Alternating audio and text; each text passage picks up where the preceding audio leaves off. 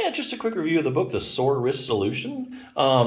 Basically, I don't know really of many wrist problem books out there. There are books for carpal tunnel, and a lot of people with carpal tunnel do have a sore wrist. So this book is for anybody. If you have carpal tunnel, you're going to get a lot from this because it covers actually a lot about carpal tunnel. It has a whole section on it. But if your wrist is just sore from overuse or doing things, you have a job where you have repetitive tasks that you're doing it over and over, and it's sore. This is a really good book. So let me just go over each of the chapters real quick. Starts out with anatomy. If you're a visual learner, you'll really like it. There's probably a lot more to your wrist than you ever really realize. Pictures are good. I mean, look at all those ligaments.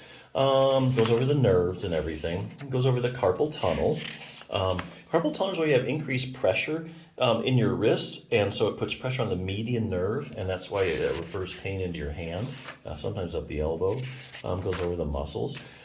Anyway, so it has a series of quick fixes. So quick fix number one is increase wrist circulation. Anything that has to heal, healing time is really dependent upon circulation. Okay, it's also dependent on other things like nutrition, but the circulation to a tissue largely depends how fast it's going to heal.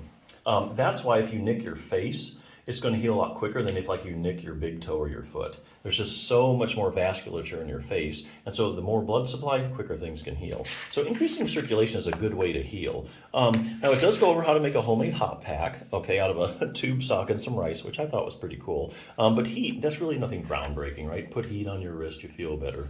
Don't need a book for that. Now, but they do go over something that did catch my attention, contrast therapy. Contrast therapy is where you do heat and then cold and then heat and then cold. And you can actually do this in your sink. And this shows you exactly how to do that using the hot and cold. So what you're doing is you're increasing the circulation, then you're decreasing the circulation, increase it, decrease it. What you're getting is this massive flushing of the tissues, which really gets any toxins out, really increases the circulation.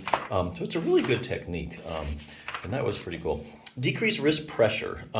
Anytime you're using your wrist a lot, or if you have carpal tunnel, the problem is increasing wrist pressure. There actually is, and here it goes, actually the whole thing of carpal tunnel, what leads to it. It's actually what they call an ischemic reperfusion injury. A lot of people don't know that. That's actually what's going on. It's an ischemic reperfusion injury. And this book explains it all in layman's terms, which I really like, so you really understand it. Goes through the whole process. So there is a technique you can use like this one. Basically, you do that for a minute, and what happens is, you do that technique for a minute, it can lower carpal tunnel pressure for at least 15 minutes. Now, the researchers didn't measure the pressure in the carpal tunnel after, 30 minutes, 45 minutes. So you may get longer drop in carpal tunnel pressure, but we know at least 15 minutes, you can drop that carpal tunnel pressure significantly. That goes a long way in healing carpal tunnel and solving the problem and getting rid of it. If you do this technique frequently throughout the day, you're going to drop that pressure in the carpal tunnel. That gives you time, the tissue's time to heal and the median nerve to recover. So that's really important. So that's another quick tip. Relax your wrist. This is another good one. Massage. Sometimes people with carpal tunnel, they go to a physical or an occupational therapist. They show them massage techniques, actually, which really help carpal tunnel or just a sore wrist in general. It also increases the circulation. Unload your wrist joints. So anytime you're using your joints a lot, and if you have wrist arthritis, this is a really good technique because this is all about distraction. This is kind of like if you have an inversion table where you hang upside down by your ankles, one of those tables, and then your whole spine is just your whole body weight pulls on your spine, and that unloads all the joints, the tiny little joints in your back called the facet joints. Any joint that's arthritic just loves distraction because basically it takes all the pressure off the joint and it's like a vacation for the joint, and it gives it time to heal, get circulation to it. You unload that joint, your wrist's going to be feeling a lot better. And this is a simple distraction technique you can do in sitting. Also loosens your joint too if it's tight.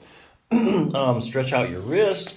Goes over some wrist stretches that you can do. Some you may or may not know about. Make your wrist stronger. Goes over some strengthening for it. And this will give your wrist some rest. Also goes over some ins and outs of splints. And how would you use a splint, which ones are better. So just a whole bunch of information. So if you have a sore wrist or you have carpal tunnel, I would highly recommend this book. There's just not that many of them, and it's evidence-based. It quotes studies to support everything in the book. So yeah, if it sounds something you're interested in, definitely worth a check out.